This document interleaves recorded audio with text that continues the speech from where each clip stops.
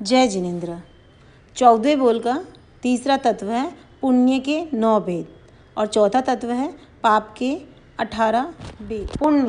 पुण्य किसे कहते हैं? जो आत्मा को पवित्र करे, अशुभ से बचाकर शुभ में लगाए, जिससे प्राणियों को सुख की प्राप्ति हो, मतलब आत्मा को सुख साता देता हो, जिसका फल मीठा हो।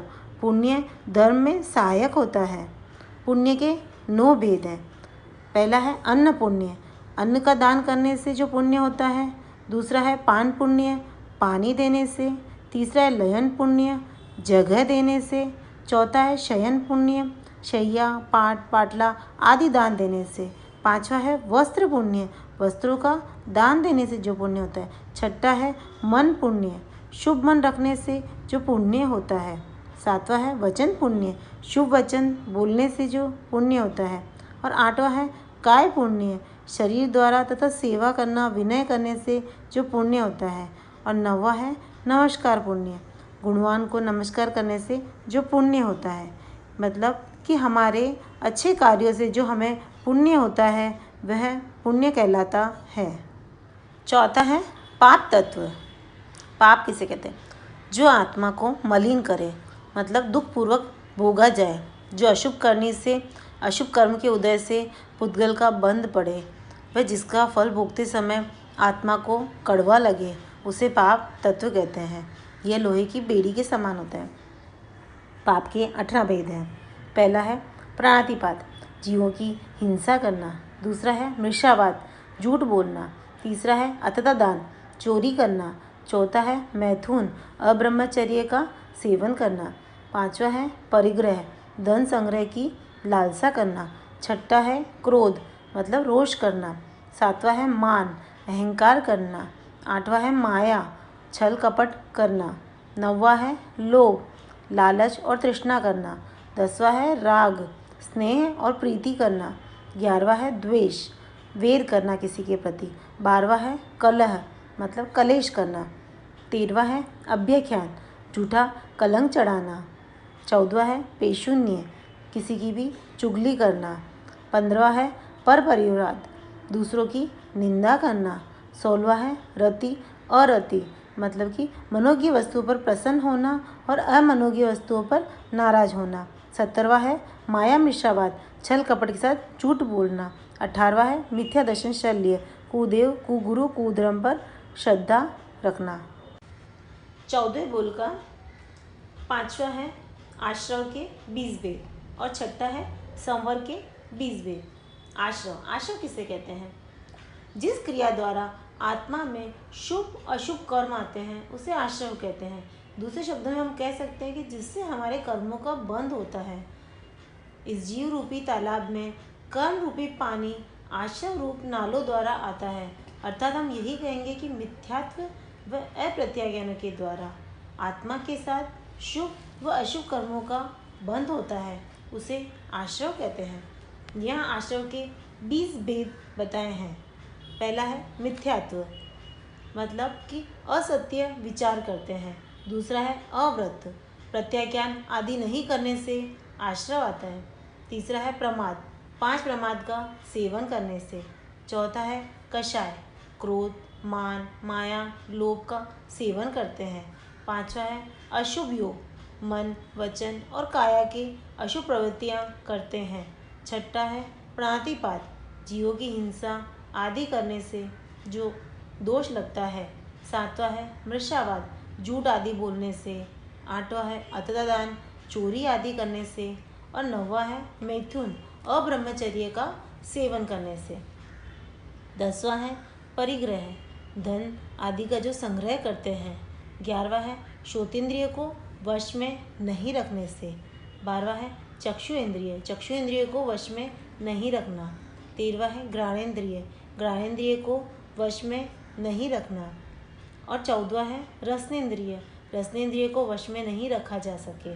15वां है स्पर्शनेन्द्रिय को वश में नहीं रखते हैं। 16वां है मन को वश में नहीं रख सके। 17वां है वचन में अपनी वाणी को वश में नहीं रख सकते हों। और 18वां है काया शरीर आदि को वश में नहीं रखना। 19वां है उपकरण अयातना से लेना और रखना। 20वां है सुई, कुशाक मात्र कोई भी वस्तु अचेतना से लेना और रखना। ये सभी आश्रव के 20 भेद थे। हमें आश्रव का यही मतलब है कि जो आत्मा में शुभ और अशुभ कर्म आते हैं, जो अशुभ कर्म होते हैं जिनसे हमारे कर्मों का बंध होता है, वह आश्रव कहलाता है। जिन क्रियाओं को करने से कर्मों का बंध होता है, उन्हें आश्रव कहते हैं। संवर के 20 भेद होते हैं। संवर किसे कहते हैं? जिस क्रिया द्वारा आत्मा में शुभ अशुभ कर्म आते हैं, उन्हें रोकना, अर्थात व्रत प्रत्याख्यान आदि के द्वारा कर्म बंध को रोका जाए, वह संवर कहलाता है। अर्थात जीव रूपी तालाब में आशा रूपी नालों द्वारा आता हुआ कर्म रूपी पानी को सम्यक्त व्रत और प्रत्याख्यान आदि से रोकना संवर कहलाता है। आश्रव शुभ और शुभ कर्मों के आने का द्वार होता है, और शुभ और शुभ कर्मों के आने के द्वार को रोकना, इसे ही संवर तत्व कहा जाता है। ये संवर यह आश्रव का विरोधी तत्व है। इसके संवर तत्व के 20 भेद हैं।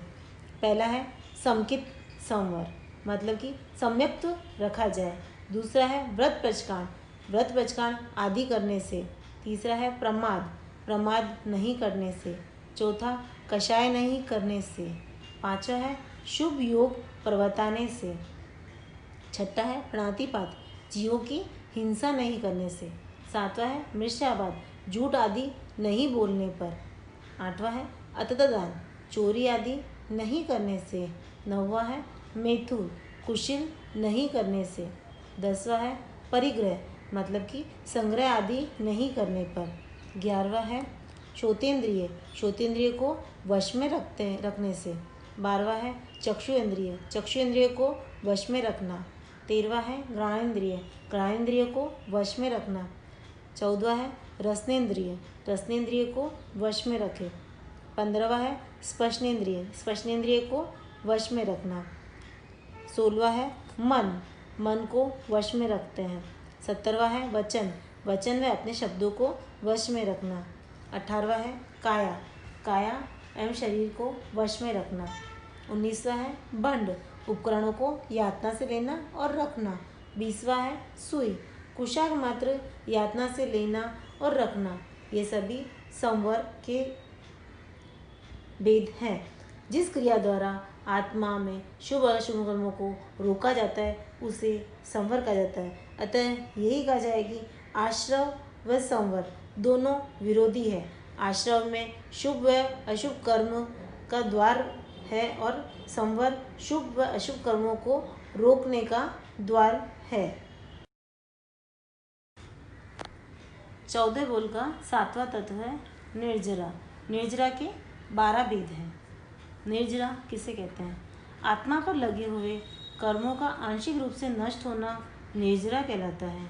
मतलब उपवास आदि तप करने से आत्मा निर्मल बनकर सिद्धि को प्राप्त कर लेती है। निर्जरा के 2 भेद हैं, सकाम और अकाम। सकाम निर्जरा से आत्मा की शुद्धि होती है, और अकाम निर्जरा भौतिक लक्ष्यों की और कीर्ति की प्राप्ति के लिए किया जाता है।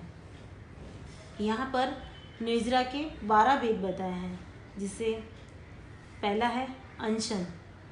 अनशन मतलब नौकाशी से लेकर वर्षी तप या संथारा सलेखना आदि तप करना, अर्थात 3 आहार या चारों आहार का त्याग करना। यह सब करने से निर्जरा होती है। दूसरा है उनोदरी तप। उनोदरी तप में भूख से कुछ कम खाना, मतलब शावक जब खाना खाने बैठते हैं तब भूख से थोड़ा कम खाना, वह उनोदरी तप कहलाता है। तीसरा है भिक्षाचार्य, गोचरी आदि लाना, 42 दोष टालकर शुद्ध आहार पानी लेकर आना। चौथा है रस परित्याग। रस परित्याग में विघय आदि का त्याग करना, जैसे दूध, दही, घी, शक्कर आदि विघियों का त्याग करना। पांचवा है काया कलेश। काया कलेश में वीरासन आदि कष्टप्रद आसन करना, जैसे सामायिक वगैरह जो आसन किए जाते हैं वह वज्रासन में बैठकर करना, या किसी भी आसन में बैठकर करना जो कष्टप्रद हो। छठा है प्रतिसंलिग्नता। प्रतिसंलिग्नता में इंद्रियों को वश में रखना अर्थात कषाय व योगों को रोकना। ये 6 तप थे, बाह्य तप कहलाते हैं। कर्म निर्जा के बाह्य तप कहलाते हैं। और अब है अभ्यंतर तप। 7वां है प्रायश्चित, मतलब जो हमने दोषों का सेवन किया है या हमारे ऊपर जो पाप लगे हैं उन्हें आलोचना के द्वारा शुद्ध करना। 8वां है विनय, गुणवान या ज्ञानियों को वंदन और नमस्कार करना। 9वां है व्ययाव्रत। व्ययाव्रत का मतलब है सेवा करना। आचार्य, उपाध्याय आदि जो गुणवान व्यक्ति हैं उन सभी की बीमारी में सेवा आदि करना व्ययाव्रत में आता है। 10वां है स्वाध्याय करना। स्वाध्याय में सूत्र, ग्रंथ आदि आगमों को पढ़ना। 11वां है ध्यान, मन को एकाग्र करके शुद्ध भावों से रमण करना ध्यान कहलाता है। 12वां है कायोसग, काया को ध्यान में स्थिर रखना, मतलब काया के ममत्व को त्याग करके क्रोध आदि कषायों को छोड़ करके जो कायसग में बैठना। इसी तरह हम ये 12 तप करके हमारे कर्मों की निर्जरा कर सकते हैं।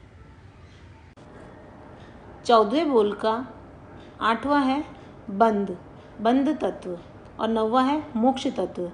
बंध तत्व के 4 भेद हैं, मोक्ष तत्व के 4 भेद हैं। बंध किसे कहते हैं?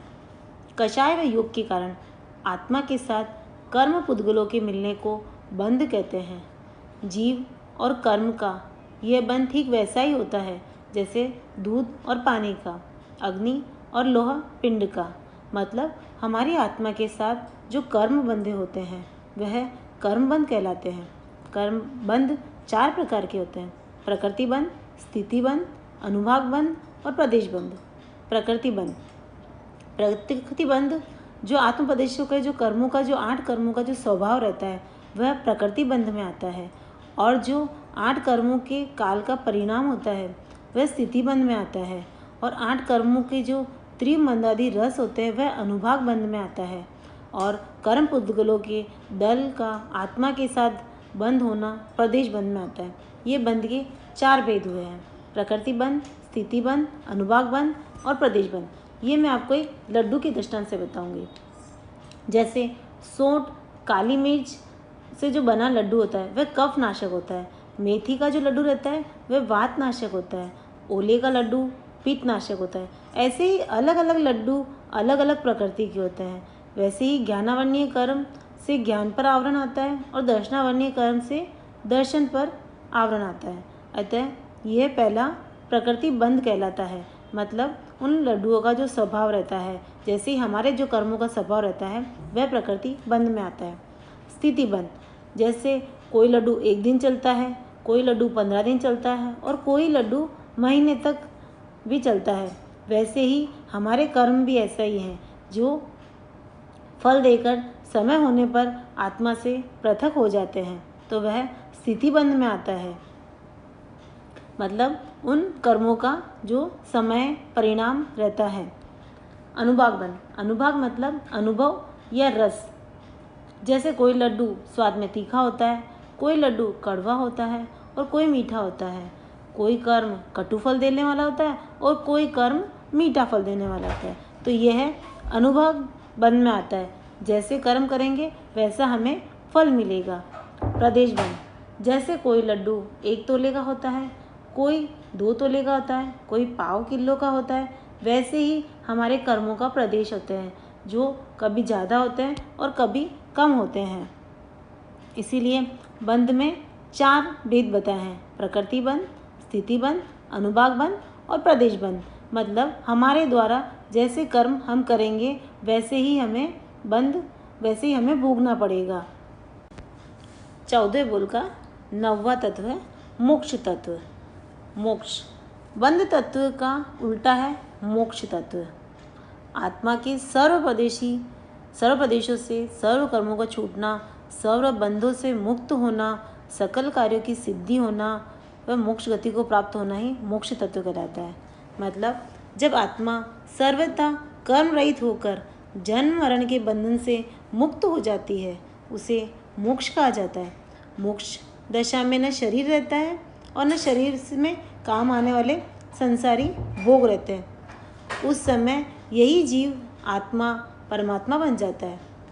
निर्जरस में कर्मों का नाश अधूरा रहता है, जबकि मोक्ष में कर्मों का पूर्णतया नाश हो जाता है। यही इन दोनों में भेद रहता है।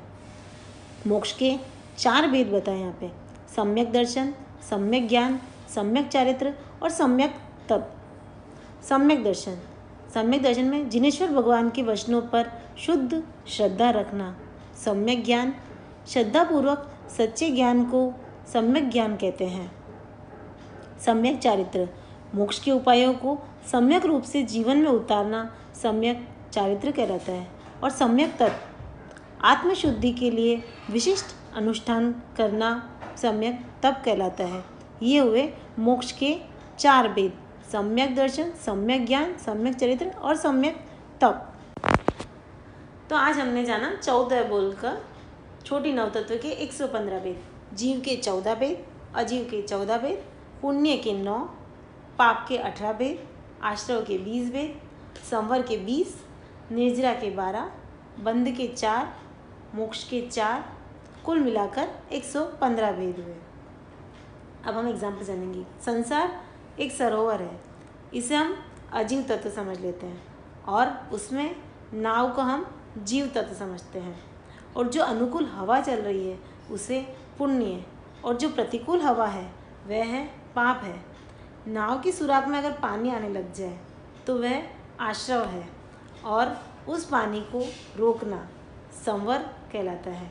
और नाव डूबने लगे तो वह बंध है, और पानी बाहर निकालने लगे तो निर्जरा है। और सब एकत्र हुआ पानी उलीचकर जीव की नाव तिर जाती है तो समझ लीजिए मोक्ष है। मतलब हमें हमारे कर्मों के द्वारा ही हमें मोक्ष तक पहुंचना है। तो किस तरह से हम पुण्य, पाप, आश्रव, संवर, कर्मों की निर्जरा, बंध और मोक्ष तक जाते हैं।